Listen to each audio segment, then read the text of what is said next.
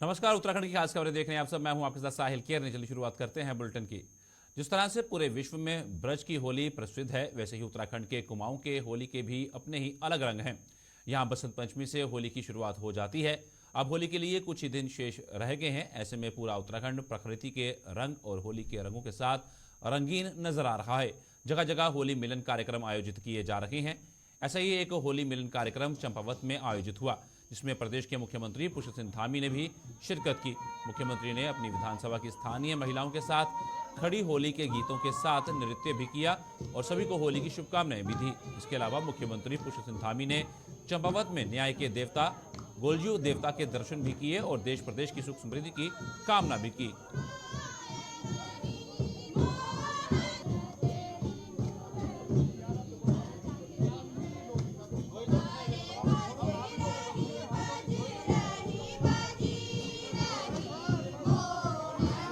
Okay okay ready.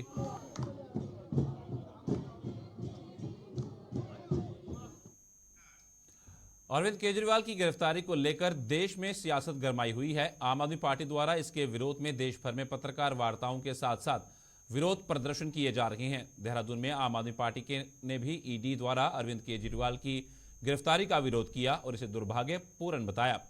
आम आदमी party के प्रवक्ता रविंद्र आनंद ने बताया कि पहली बार किसी सिटिंग चीफ मिनिस्टर को गिरफ्तार किया गया है और केंद्र सरकार ने यह नहीं चाहती है कि अरविंद केजरीवाल चुनाव प्रचार में इंडिया गठबंधन को मजबूत करने के लिए सम्मिलित हो सके।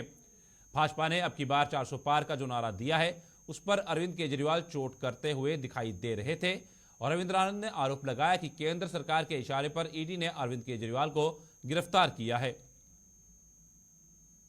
देखिए, ईडी द्वारा जो अरविंद केजरीवाल जी को गिरफ्तार किया गया है, बहुत दुर्भाग्यपूर्ण है।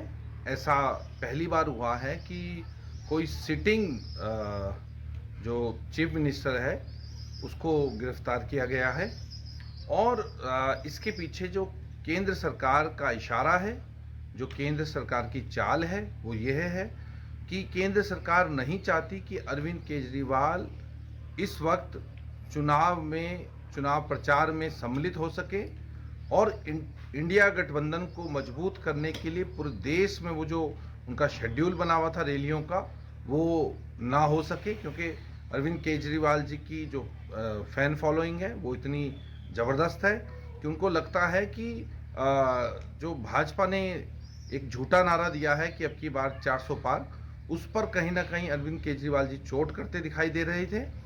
इसलिए ईडी को इशारा करते हुए केंद्र सरकार ने उन्हें गिरफ्तार कराया है और हमको यह भी चिंता है कि उनकी जो सुरक्षा है अंदर ईडी के लॉकअप में, वो कैसी होगी, क्योंकि वहाँ कोई आ जा नहीं सकता है।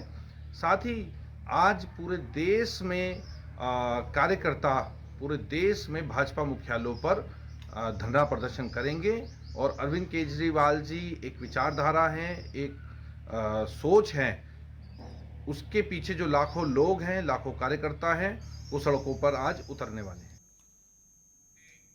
लोकसभा चुनावों से ठीक पहले बैंक खाते फ्रीज करने के मुद्दे पर कांग्रेस ने केंद्र सरकार पर कई आरोप लगाए हैं। आयकर विभाग की कार्रवाई पर सवाल उठाते हुए पार्टी ने कहा कि सरकार कांग्रेस को आर्थिक रूप से कमजोर करने का प्रयास कर रही है। वहीं भाजपा ने पलटवार करते हुए कहा है कि कांग्रेस लोकसभा चुनावों से पहले ही अपनी हार को लेकर हताश है और इसलिए इस तरह की बयानबाजी कर रही है।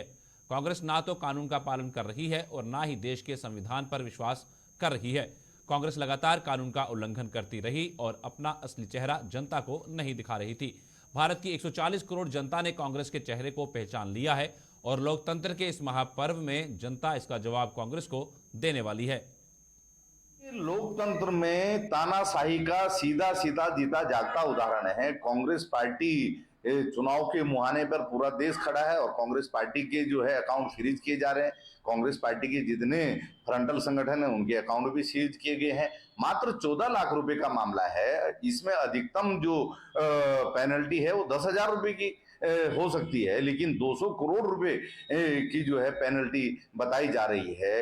केवल सरकार का मकसद ये है कि किसी भी तरीके से कांग्रेस को जो है चुनाव में कमजोर करना है, वो अपने पोस्टर न छाप सकें, वो अपने पंपलेट न छाप सकें, वो अपनी जनसभाएं ना कर सकें, कांग्रेस के नेता देश में मूवमेंट ना कर सकें। आखिर लोकतंत्र में इस प्रकार की तानाशाही के लिए क्या गुंजाइश है? देश की पढ़ी लिखी महान जनता ये सब कुछ देख और समझ रही है, और मुझे लगता है कि लोकतंत्र के इस महापर्व में निश्चित तौर पर देश की जनता भाजपा की इस तानाशाही का और संविधान विरुद्ध जो कार्रवाइयां हो रही हैं उसका जवाब देगी। अगर कांग्रेस कानून का पालन करे, कांग्रेस देश के संविधान पे विश्वास व्यक्त करे,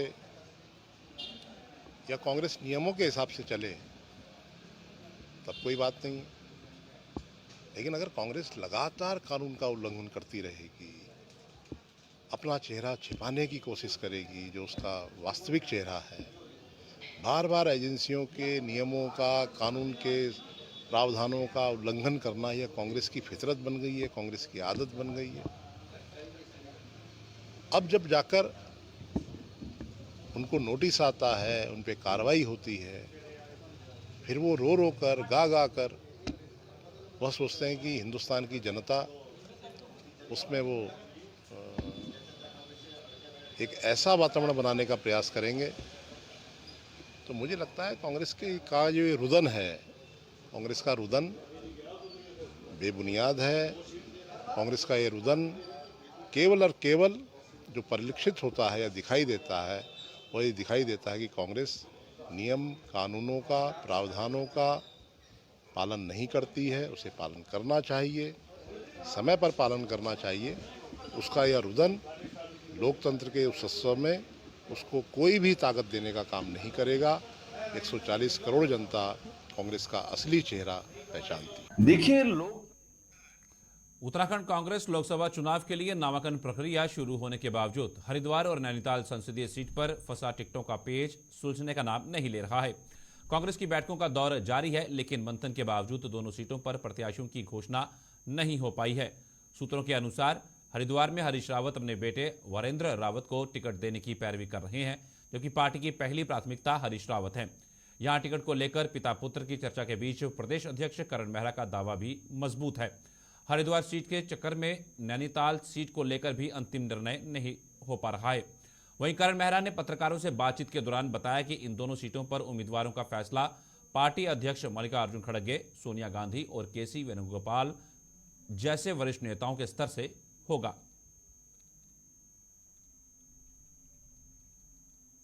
रावत जी लड़े, ऑब्वियसली हमारे सीएम रहे हैं, हरिद्वार से सांसद भी रहे हैं, उस समय केंद्र में कैबिनेट मंत्री भी रहे, और इसलिए मेरी इच्छा यह है कि वो मजबूत कैंडिडेट है, उनको चुनाव लड़ना चाहिए। गढ़वाल लोकसभा सीट पर चुनाव जंग में प्रचार प्रसार के साथ कांग्रेस और बीजेपी में जुबानी जंग शुरू हो चुकी है। भाजपा प्रदेश अध्यक्ष महेंद्र भट्ट ने कांग्रेस और गणेश गोदियाल दोनों को हिदायत दी है कि वे चुनाव को सहानुभूति से नहीं, चुनाव के तरीके से लड़ें। साथ ही इनकम टैक्स न भरने पर नामांकन रद्द करने की मांग की है। वहीं अब पौड़ी गढ़वाल सीट से कांग्रेस प्रत्याशी गणेश गोदियाल का बयान सामने आया है। गणेश गोदियाल का कहना है कि इनकम टैक्स 3 अधिकारी उनके घर आए थे, उन्होंने मौखिक रूप से जो बातें कही वो उन्हें सार्वजनिक नहीं करना चाहते हैं। इसके अलावा गणेश गोदियाल ने क्या कुछ कहा, आइए देखते हैं।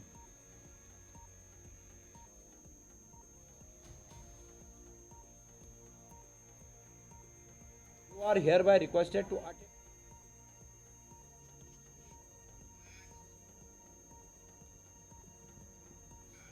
दूरदराज के पहाड़ी इलाकों में पलायन की वजह से कम हो रहे मतदान प्रतिशत पर कांग्रेस ने चिंता जताई है। हाल ही में हुए सर्वे में यह खुलासा हुआ था कि पलायन के कारण मतदान प्रतिशत पर असर पड़ रहा है। कांग्रेस ने सरकार पर पलायन रोकने के प्रयासों पर अमल न करने का आरोप लगाया है। कांग्रेस उपाध्यक्ष मथुरा दत्त जोशी ने बताया है कि पलायन प्रदेश की एक बड़ी समस्या है, लेकिन सरकार ने पलायन रोकने के लिए प्रयास नहीं कर रही। पलायन आयोग के गठन के बाद से ही पलायन में वृद्धि देखने को मिल रही है। उन्होंने आरोप लगाया कि सबसे ज्यादा पलायन भाजपा सरकार के कार्यकाल में ही देखने को मिला है। निश्चित रूप से देखिए, पलायन तो बहुत बड़ी समस्या है, और मतदान प्रतिशत कम होने का एक बहुत बड़ा कारण यह है कि पलायन हो रहा है, क्योंकि बूथ खाली हो जा रहे हैं, लोगों के नाम वहाँ हैं, वो मतदान दूसरी जगह करते हैं, 2-2 जगह नाम आ रहे हैं उन लोगों के, तो इसलिए भी मतदान प्रतिशत कम हो रहा है हमारा। शहर सरकार को चाहिए था कि वो बड़ी बड़ी पलायन की बातें करती है, पलायन आयोग बनाया और पलायन बढ़ाया। जब से पलायन आयोग बनाया, सरकार ने अपने स्तर से कुछ भी नहीं किया। सरकार ने तो पलायन को और बढ़ाने का काम विशेषकर भाजपा के कार्यकाल में और भाजपा के नेताओं ने ज़्यादा पलायन किया है। तो मतदान में हम तो यही अपील करेंगे, लोग जाएं, अपने घर जाएं, अपने गांव जाएं, अपने तोक में जाएं, वहीं से मतदान करें ताकि पहाड़ों की पहचान बनी रहे और पहाड़ों की संस्कृति बरकरार रहे और पहाड़ों का मतदान। लोकसभा चुनाव से पहले भारतीय जनता पार्टी का जनाधार बढ़ता जा रहा है। भाजपा प्रदेश मुख्यालय में राज्यसभा सांसद नरेश बंसल और प्रदेश महामंत्री आदित्य कोठारी की अगुवाई में आयोजित एक कार्यक्रम के दौरान पूर्व विधायक दान सिंह भंडारी, पूर्व विधायक महावीर सिंह रांगड़, जितेंद्र नेगी, टीका मौखरी और दिनेश रावत की घर वापसी कराई गई। नरेश बंसल का कहना है कि जो भी नेता प्रधानमंत्री नरेंद्र मोदी और मुख्यमंत्री पुष्कर सिंह धामी की नीतियों से प्रभावित हो रही हैं, उन्हें भाजपा में शामिल करवाया जा रहा है और ये सिलसिला जारी है। वहीं दिनेश रावत ने बताया कि घर वापसी कर वे काफ़ी खुश हैं और प्रधानमंत्री नरेंद्र मोदी के नेतृत्व में तीसरी बार पूर्ण बहुमत की सरकार प्रधानमंत्री नरेंद्र मोदी के नेतृत्व में बनने जा रही है। भारतीय जनता पार्टी हमारे बहुत सारे ऐसे कार्यकर्ता थे जिन्होंने पिछले विधानसभा चुनाव में कुछ भूल की, चुनाव लड़ गए, उनको अपनी गलती का एहसास हुआ, पश्चाताप हुआ। उन सब ने निवेदन किया प्रदेश अध्यक्ष जी को कि हम चूंकि बचपन से पहले से ही भारतीय जनता पार्टी से जुड़े थे और जो भूल हुई है उसको क्षमा करके हमको फिर से मुख्य धारा में सम्मिलित किया जाए। हम अपनी पूरी ताकत लगाना चाहते हैं मोदी जी को फिर से प्रधानमंत्री बनाने में, प्रदेश की 5 सीटों को पिछली बार से भी ज्यादा मतों से जिताने में वो सब अपना योगदान देना चाहते थे। इसलिए निरंतर कार्यकर्ताओं की ज्वाइनिंग हो रही है। आज भी करीब 500 कार्यकर्ताओं ने पार्टी की सदस्यता ली है। मैं समझता हूँ कि मैं पहले भी भारतीय जनता पार्टी में रहा हूँ, वर्षों संघ विचार से जुड़ा हुआ हूँ और निश्चित रूप उन परिस्थितियों के कारण पार्टी से बाहर होना पड़ा। आज पूरा देश ही, पूरा विश्व भगवामय हो चुका है और आदरणीय मोदी जी के नेतृत्व में, प्रदेश सरकार के नेतृत्व में जिस प्रकार का वातावरण, एक सुनामी देश के अंदर चल रही है, 400+ के नारा के साथ सब लोग काम करना चाह रहे हैं। बहुत बहुत धन्यवाद आप सब लोग, तमाम साथी यहाँ पे उपस्थित, धन्यवाद। आपके साथ कई लोग चले गए थे, क्या वो सारे लोग आज वापस पार्टी में हैं? मुझे ऐसा लगता है कि अभी क्योंकि सूचना कल दोपहर के बाद प्राप्त हुई कि आपको तत्कालिक कल सम्मिलित होना है, तो मैंने कुछ जितने साथियों से बात हो सकती थी वो सब लोग आए।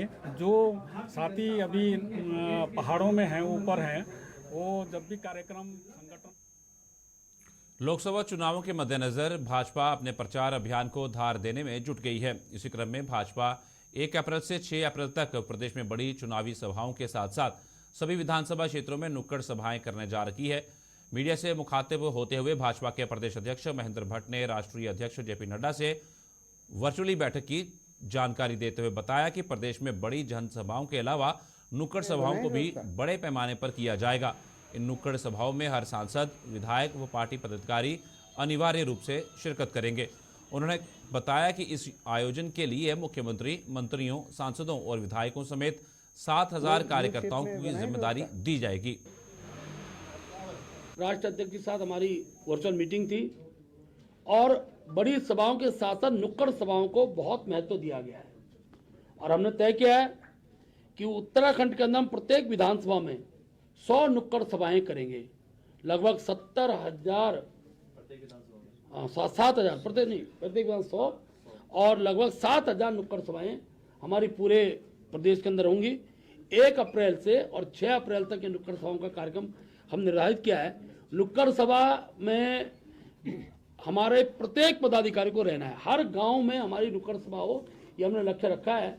और जब मैं 7,000 नुक्कड़ सभाओं की बात कर रहा हूं तो ये मान के चलिए कि लगभग 5,000 कार्यकर्ता इन नुक्कड़ सभाओं के लिए हम तय करने वाले हैं। जिला स्तरीय कार्यकर्ता भी रहेंगे, हमारे प्रदेश की टोली के लोग भी रहेंगे। माननीय अध्यक्ष जी का आग्रह है कि प्रत्येक विधायक, सांसद और प्रदेश के पदाधिकारी, इनको बड़ी सभा के साथ साथ नुक्कड़ सभाओं में सबको अनिवार्य रूप से रहना है। इसलिए नुक्कड़ सभा में प्रदेश अध्यक्ष भी रहेंगे और माननीय मुख्यमंत्री जी का कार्यक्रम उसमें जुड़ेगा, सभी मंत्रीगणों को चुनेगा। उत्तराखंड बीजेपी ने लोकसभा चुनाव में प्रचार को धार देने के लिए प्लानिंग शुरू कर दी है। आपको बता दें कि उत्तराखंड की 5 लोकसभा सीट पर भाजपा ने स्टार प्रचारकों की लिस्ट केंद्र को भेज दी है। केंद्र के अप्रूवल के बाद जल्द ही उत्तराखंड लोकसभा चुनाव के लिए भाजपा के स्टार प्रचारकों की लिस्ट जारी की जाएगी। भाजपा प्रदेश महामंत्री आदित्य कोठारी ने जानकारी देते हुए बताया कि प्रदेश भाजपा की ओर से देश के प्रधानमंत्री नरेंद्र मोदी सहित 15-16 केंद्रीय नेताओं की जनसभाएं उत्तराखंड की प्रत्येक लोकसभा क्षेत्र में करवाने की मांग है।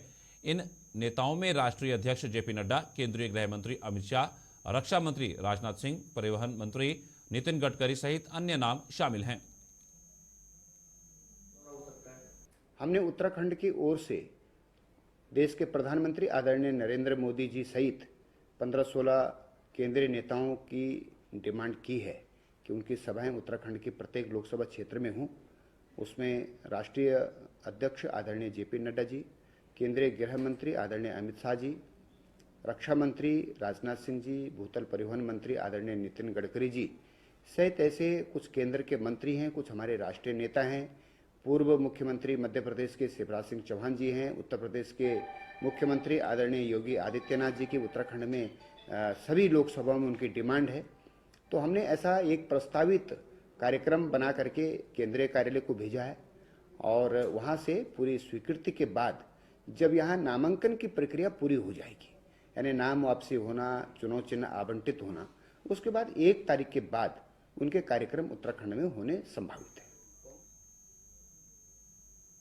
लक्सर में भाजपा कार्यकर्ताओं के सम्मेलन का आयोजन हुआ, जिसमें हरिद्वार लोकसभा सीट से भाजपा के प्रत्याशी व उत्तराखंड के पूर्व मुख्यमंत्री त्रिवेंद्र सिंह रावत भी शामिल हुए। इस दौरान लक्सर के सैकड़ों लोगों ने भाजपा की सदस्यता ग्रहण की। इस अवसर पर पूर्व मुख्यमंत्री त्रिवेंद्र सिंह रावत ने कहा कि लोकसभा चुनाव में लक्सर अहम भूमिका रखता है। लक्सर की जनता का विश्वास भाजपा के साथ है। यही वजह है कि इस कार्यक्रम में सैकड़ों किसान एक साथ भाजपा में शामिल हुए हैं और नरेंद्र मोदी को एक बार फिर प्रधानमंत्री बनाने में अपनी अहम भूमिका निभा रहे हैं। मनीष चौधरी के नेतृत्व में सैकड़ों किसानों ने यहाँ पर आज भारतीय जनता पार्टी में विश्वास करते हुए नरेंद्र भाई मोदी को पुनः प्रधानमंत्री बनाने के लिए भारतीय जनता पार्टी का दामन थामा है, भारतीय जनता पार्टी में सम्मिलित हुए हैं। मैं उन तमाम किसान भाइयों का बहुत बहुत स्वागत करता हूँ, अभिनंदन करता हूँ। और मुनीष जी ने जिस तरह से आज यहाँ पर ज्वाइनिंग कराई है, मुझे पूरी उम्मीद है हमारे मुनीष जी और उनकी पूरी टीम अब भारतीय जनता पार्टी के इस चुनाव अभियान में सम्मिलित होकर के और चरम तक पहुँचाए। गढ़वाल लोकसभा सीट से भाजपा के प्रत्याशी अनिल बलूनी जनपद चमोली पहुंचे। चमोली पहुंचने पर भाजपा कार्यकर्ताओं ने उनका भव्य स्वागत किया। इस दौरान भाजपा प्रत्याशी अनिल बलूनी ने गोपेश्वर बस स्टैंड से मंदिर मार्ग तक और रोड शो किया, जिसमें बड़ी संख्या में उनके समर्थकों शामिल हुए। इस अवसर पर अनिल बलूनी ने कहा कि आज पूरे देश में विकास को लेकर मोदी के सपने पूरे करने के लिए एक एक व्यक्ति महत्वपूर्ण है और मोदी के निर्देशों पर ही उन्हें गढ़वाल लोकसभा सीट से सांसद प्रत्याशी बनाया गया है। उन्होंने कहा कि उत्तराखंड की परिप्रेक्ष्य में वे हमेशा संवेदनशील रहे हैं और अगर उन्हें मौका मिलता है तो वे प्रधानमंत्री नरेंद्र मोदी के सानिध्य में पूरी उत्तराखंड के विकास के लिए हर संभव प्रयास करेंगे। और मैंने जैसे कहा कि पूरे देश में ये माहौल है, पूरे देश में कांग्रेस के लोग, विपक्ष के लोग जो चाहते हैं कि देश विकसित भारत बने, जो चाहते हैं कि देश आगे बढ़े, जो चाहते हैं कि जन कल्याण के काम हो, जो चाहते हैं कि भ्रष्टाचार से मुक्ति मिले, जो चाहते हैं कि आतंकवादी घटनाओं से मुक्ति मिले, जो चाहते हैं कि पूरी तरह से लोगों के जन कल्याण केंद्रित काम हो, वह सब भारतीय जनता पार्टी में शामिल हो रहे हैं और इस जो हमारे यज्ञ में उनका अपना जो योगदान है वो देने के लिए। देहरादून नगर निगम के अधिकतर कर्मचारियों को निर्वाचन ड्यूटी पर तैनात किया गया है, जिससे नगर निगम का काम पूरी तरह से ठप हो गया है। विशेषकर हाउस टैक्स, जन्म मृत्यु प्रमाण पत्र और सफाई व्यवस्था के कार्य बुरी तरह से प्रभावित हुए हैं।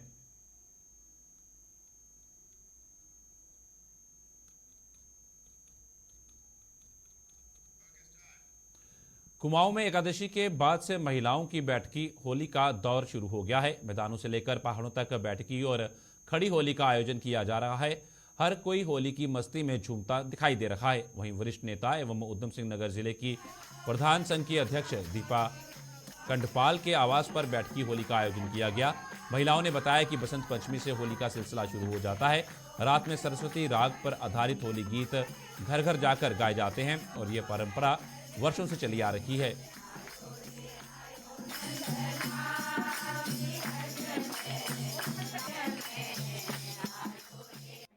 एकत्रित हुई हैं। बहुत अच्छा सुंदर नृत्य हो रहा है और बहुत अच्छे कार्यक्रम हो रहे हैं। और जो हम महिलाओं की ड्रेस है वो आप देख ही रहे हैं कि कितनी सुंदर ड्रेस पहनी है लोगों ने। और अभी चाय पानी की व्यवस्था होगी, गुड़ के साथ सबका मुंह मीठा किया जाएगा और यहाँ पे गुजिया भी बनाई जाती है इसमें और चिप्स वगैरह का भी किया जाता है। तो होली रंगों का त्यौहार है और जो है होली इंजॉय करें और रंगों से थोड़ा बच के रहे, पानी से ज़्यादा प्रयोग करें और थोड़ा खाने पीने में थोड़ा ध्यान दें। ये काफ़ी जगह जाएंगी। अभी मतलब प्रत्येक घर में बनाया जाता है वैसे होली तो जो होता है गाना बजाने में कराते हैं, कोई रात में भी कराते हैं और फिर रात को थोड़ा झूले वगैरह भी होते हैं। और अभी उसके बाद सब महिलाएं एकत्र होती हैं, आलू के गुटके का एंजॉय करती हैं। उत्तराखंड क्या हुआ पूरे देश भर में होली का एक पावन पर्व त्यौहार मनाया जाता है। विशेषकर हमारे उत्तराखंड में ज़्यादातर क्योंकि वैसे हम शिवरात्रि से होली बैठक होली चलती है हमारे वहाँ उत्तराखंड में। बसंत पंचमी से भी इसका ज़्यादा वो होता है। अब एकादशी से कल हमने होली शुरुआत की। कल एकादशी का व्रत भी था और सभी क्षेत्र में होली की बहुत धूमधाम से होलियाँ मनाई गई। आज दूसरी होली है, द्वादशी की होली। मेरे घर में इसका आयोजन किया जा रहा है और समस्त मेरे गाँव पड़ोस की महिलाएँ सब बहुत खुशी से बड़े हर्ष उल्लास से इस त्यौहार को मना रही हैं। और मैं आप सभी लोगों को होली की देहरादून के क्लेमेंट टाउन थाना देहरादून पुलिस की आशा रोड़ी क्षेत्र में बदमाश से मुठभेड़ हुई। मुठभेड़ में बदमाश के पैर में गोली लगी है। एसएसपी अजय सिंह ने बताया कि पुलिस मुठभेड़ में बदमाश मनोज सिरोही के पैर में गोली लगी है। वह ऋषिकेश में ज्वेलर प्रवीण वर्मा की दुकान में लूट की वारदात में शामिल था। वह दोबारा लूट की फिराक में मेरठ से देहरादून की तरफ आ रहा था। आरोपी मेरठ यूपी का निवासी है। उसके खिलाफ कई आपराधिक मामले दर्ज हैं। मुठभेड़ में बदमाश से ज्वालापुर से चोरी की गई बाइक और एक देसी तमंचा और कारतूस भी बरामद हुआ है।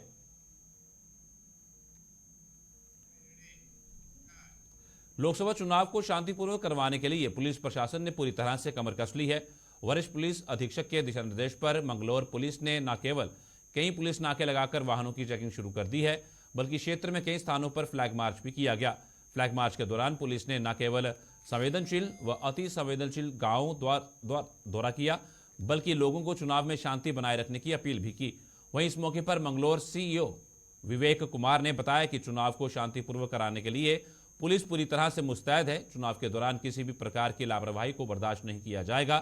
उन्होंने बताया कि क्षेत्र में अमन चैन कायम रखने के लिए फ्लैग मार्च किया गया है।